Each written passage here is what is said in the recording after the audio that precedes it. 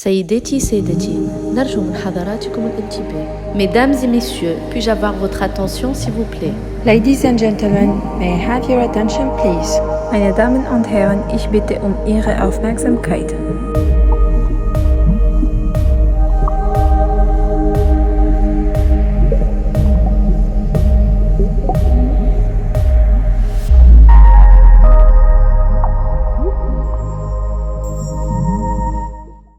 Sabri Ibrahim, le directeur régional des RH et de communication de Drexel-Maya Tunisie, il va nous emmener tous ensemble dans les couloirs d'une industrie pesante pour nous enseigner sur les efforts déployés pour accompagner agilement l'aspect humain du business. Bien, alors tu as ton histoire à raconter.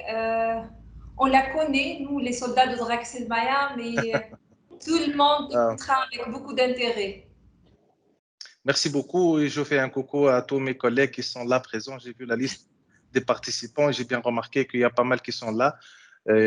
J'apprécie leur présence. Je vais essayer d'être aussi bref que possible, mais avant de commencer, j'ai une petite remarque par rapport aux questions. Vous ne nous avez pas donné suffisamment de temps pour les questions, mesdames, parce que j'avais plusieurs questions à Madame Kessous et à Adl. Entre-temps, je vais... Si Sabri. C'est de partir. Oui. Est-ce que vous m'entendez toujours? Je te réponds tout de suite. Alors, on réserve 20 minutes, peut-être 15 minutes à la fin des interventions pour interagir. Donc, tu auras toujours l'opportunité et l'occasion de poser des questions. Donc, je vais juste partager ma petite expérience du passage de la communication aux ressources humaines et comment j'ai vu les ressources humaines de l'aspect ou de la perspective d'un professionnel de la com, si je peux me permettre de me qualifier ainsi. La première des choses que j'ai vu en entrant à ce métier, que les limites de la communication commencent lorsque vous entrez aux ressources humaines, parce que on a à gérer d'abord des hommes qui ont des ressources, c'est ma propre acception de la chose, et on a à le faire dans un milieu qui ne croit pas uniquement au discours, mais à l'action. Et pour ça, les changements et les challenges auxquels fait face un DRH, notamment dans une industrie qui est la nôtre, que l'input ne convient pas ou ne correspond pas exactement à l'output. Hein. On est en train de subir plusieurs changements ou plusieurs challenges à la fois. On parle, first of all, la contrainte les minutes. Le souci permanent de l'opération, de le business, le connaît très bien, c'est le souci de produire, c'est le souci de satisfaire le client indépendamment des conditions que tu peux avoir. À cela s'ajoute l'instabilité socio-économique. On a un focus sur la Tunisie, mais l'instabilité, elle est généralisée aujourd'hui à travers le monde. Puis vient aussi l'ère du social et de la communication et qui fait que avec tous ces challenges-là, on doit assurer la pérennité de l'activité. C'est le cadre général dans lequel on est en train d'exercer pour ceux qui ne connaissent pas le business de l'automobile. En présence de professionnels d'RH, qu'est-ce qu'une expérience dans Drexel-Maya, au sein de Drexel-Maya pourrait ajouter? En me posant cette question, je pense que je suis revenu à l'essence même de l'être humain et de ce que l'être humain est appelé à faire tous les jours. Je pense que être DRH dans un groupe comme ça, c'est gérer le changement non seulement au quotidien, mais à chaque instant. Et je pense que la gestion de changement, c'est essentiellement la tâche humaine par excellence, parce qu'on gère le changement à chaque instant de notre vie, aussi bien quand on est étudiant, quand on est élève, quand on est enfant, quand on est employé, ou quand on est dirigé, ou quand on dirige, parce qu'on fait tous les jours et tout le temps face à des situations différentes, à des gens différents, avec des backgrounds différents. Et c'est pour ça que tout la réussite et the success is, et comment transformer ces changements en des opportunités ou limiter leur impact sur les business ou sur nous-mêmes. Donc, ce qui amène à d'abord, la première mission serait d'identifier ces changements. Quel est le rapport avec le coaching? C'est à travers la gestion de ces changements qu'on est amené en tant que manager et en tant que directeur de ressources humaines, surtout en tant que responsable de carrière et responsable de life cycle de l'employé. C'est à travers un accompagnement, pas le coaching, à vrai dire, comme je viens de dire, parce que je ne peux pas m'improviser en tant que coach, mais le rôle, c'est d'accompagner en tant qu'expert, d'accompagner en être prévoyant. Et on va voir ça après dans le troisième slide, Monet, si tu le permets. D'accord. Le deuxième ou le troisième? Le troisième, j'en ai déjà parlé, le deuxième. Donc, le troisième, c'est là où on peut cerner où sont les qualités ou les compétences auxquelles on fait face lorsqu'on est DRH d'un groupe dont les employés s'élèvent à des milliers.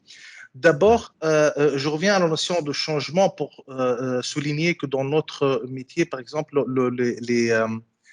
les challenges de changement sont vécus à grande échelle. Hein. On fait face à un business qui est changing parce que on parle aujourd'hui de l'industrie automobile, déjà du 4.0. On parle d'un changement des méthodes, on parle de changement de métier parce que les métiers d'aujourd'hui ne seront plus ceux de demain et on est en train de le vivre déjà aujourd'hui. On parle d'un environnement changeant aussi bien national qu'international et le meilleur exemple c'est celui du Covid. On parle également d'un changement du cadre législatif et réglementaire, quoique la législation ne change pas, mais les revendications ont fait qu'il y a certaines lois et certaines législations qui sont de facto au sein de chaque entreprise à travers des conventions ou des accords. On parle de changement de comportement des opérateurs des nouvelles générations et les mêmes comportements de celles précédentes et au sein d'un groupe qui m'a Draxelmeier, les trois générations qui sont sur le lieu de travail et on doit s'adapter pour les accompagner dans leurs soucis quotidiens différemment.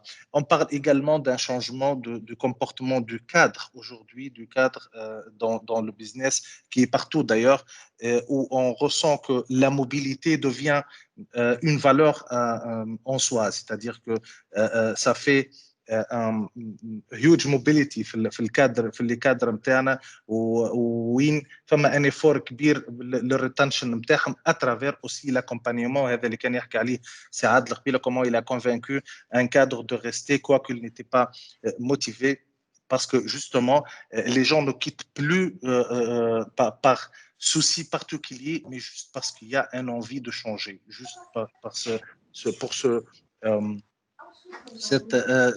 souci de changement. Donc, tous ces changements qu'on vit actuellement et que à cela s'ajoutent bien sûr les situations difficiles qu'on a vécues à travers le Covid-19, comment on peut y faire face, c'est à travers les 5 compétences que je viens de souligner ici. C'est la présence, c'est être là pour accompagner les gens, pour les orienter, pour expliquer, pour utiliser aussi bien le discours que l'action, parce qu'à un certain moment, le discours a ses limites. Hein, ça ne peut plus résoudre les problèmes et il faut passer à l'action. Et là, il faut savoir doser, il faut savoir juger à quel point le discours ne peut plus être, n'a plus de sorte, il faut passer à l'action. Aussi, à travers le partage de l'information, le partage des expériences, et ça, par exemple, si on a réussi à avoir une situation assez stable et on était par la même occasion les meilleurs في l'industrie interne, les meilleurs non, c'est les premiers, à avoir une situation stable aussi bien socialement que professionnellement après la première vague de Covid, grâce à une expérience qu'on a accumulée à travers nos amis et nos collègues en Chine parce qu'ils ont vécu ça auparavant. L'expertise aussi, c'est très important, c'est parce que ça nous permet aussi de partager nos expériences avec des cadres qui n'ont pas vécu et ça enrichit leurs expériences et je pense que ça peut aussi faire partie, on en discutera après si ça peut faire partie de coaching ou non. La quatrième composante, c'est la prévoyance. Et là, je trouve que c'est un élément très fondamental de la gestion des ressources humaines, c'est non seulement the risk assessment, mais au stricto sensu, mais c'est le fait que ton expérience et ton vécu te permet de bien juger une situation bien déterminée et de voir les risques venir et de pouvoir limiter leur impact ou voir aussi les opportunités venir et sauter dessus pour en faire quelque chose de plus grand.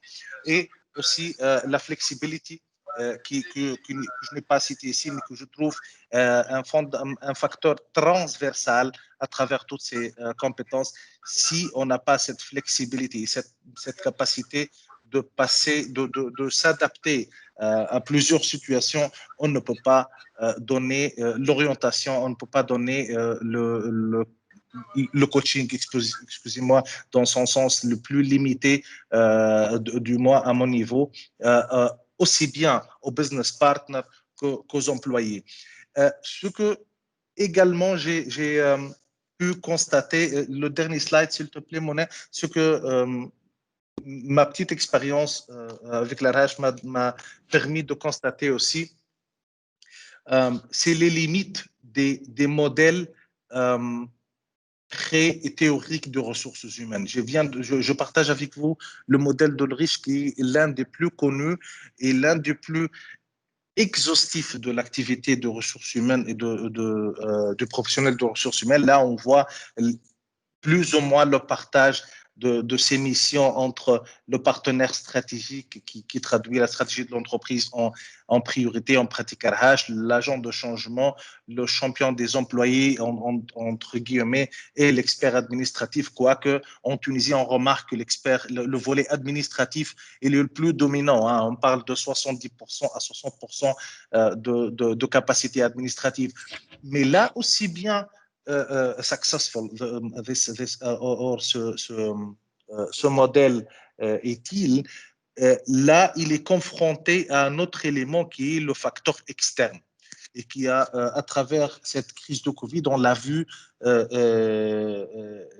pertinemment intervenir sur le facteur externe qu'on ne maîtrise pas et auquel le DRH est appelé à faire face. L'exemple type, par exemple, ce que vient de citer Anis,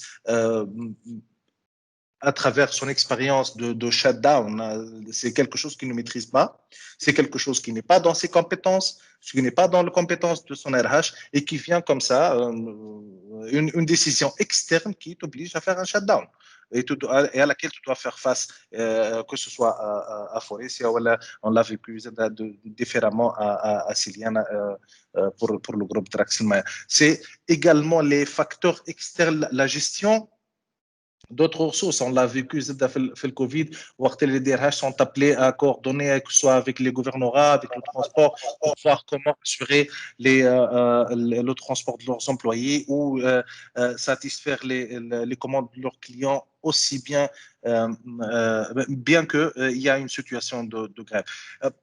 Grosso modo, ce que je voulais dire, c'est que d'abord, pour un professionnel de ressources humaines, gérer les changements, c'est fondamental. Le changement, c'est humain, c'est quelque chose de constant dans notre métier. Et pour y faire face, on doit accompagner les gens, mais pour les accompagner, on doit être aussi, en tant que DRH, on doit s'armer de ces techniques. Et c'est pour ça que ces techniques de coaching. C'est pour ça que je salue, et je termine sur ça, je salue l'expérience de Seadl qui a sauté le pas pour aller vers ce profil de coach.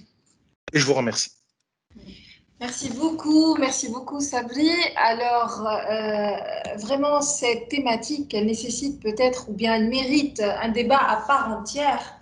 Ce dilemme entre efficience et accompagnement humain, alors c'est vraiment extraordinaire. Pour cela, notre chère Lilia Garloul te posera une question. Lilia, tu ouvres ton micro s'il te plaît. Ah, ça sera la plus difficile, hein? Alors, c'était très intéressant. C'est vrai. Déjà, merci pour ce titre, dégustation, atelier de dégustation. On peut qu'être bien. Vous avez mis un cadre goûteux, magique, extraordinaire. Et puis, si Sabri, bien entendu, nous a expliqué, moi je suis très heureuse, qu'il est pour cette position de coach, cette attitude de coach, cette orientation nouvelle de l'accompagnement, du changement en tant qu'accélérateur. Effectivement, quand on gère des milliers de personnes, on peut qu'être un accélérateur, donc avoir cette posture de coach.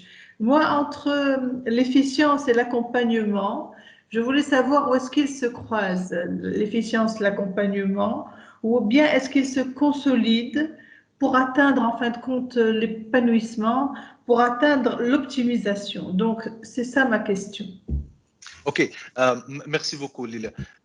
Ça rejoint également une question que je voulais poser à Adl pour dire est-ce qu'il a choisi de faire le coaching je ne sais pas s'il est toujours là, mais je voulais savoir s'il a choisi de faire le coaching pour combler une lacune qu'il a vue en tant que manager, ou elle pour complètement basculer vers un nouveau mode de management. Et c'est pour ça que je n'ai pas de question précise à ta question, Lily. الحاجة الوحيدة اللي نجم نقولها كما قلت je ne m'improvise pas en tant que coach, mais à travers ma propre expérience, jouer le rôle de modèle pour les gens. J'ai vu que ça donne ces résultats. Lorsque les gens sont réceptifs à ça, évidemment, tout le monde n'est pas réceptif le message parce que ça hâte, tu le passes d'une manière très indirecte parce que justement, je reviens, tu n'es pas un spécialiste de coaching, tu n'es pas un coach. Mais le fait de passer de bonnes pratiques qui sont aussi bien professionnelles qu'humaines, j'ai vu que ça peut changer quelque chose. C'est la posture coach. Et c'est ça, et ça influe, évidemment, ça influe, parce que ça influe directement sur l'efficience des gens, aussi bien sur leurs soft skills et sur la manière avec laquelle ils gèrent aussi bien leur temps que leur output. Moi, j'ai vu que ça donne de l'impact. Effectivement. Merci beaucoup. J'en ai profité pour poser ma question à Saad.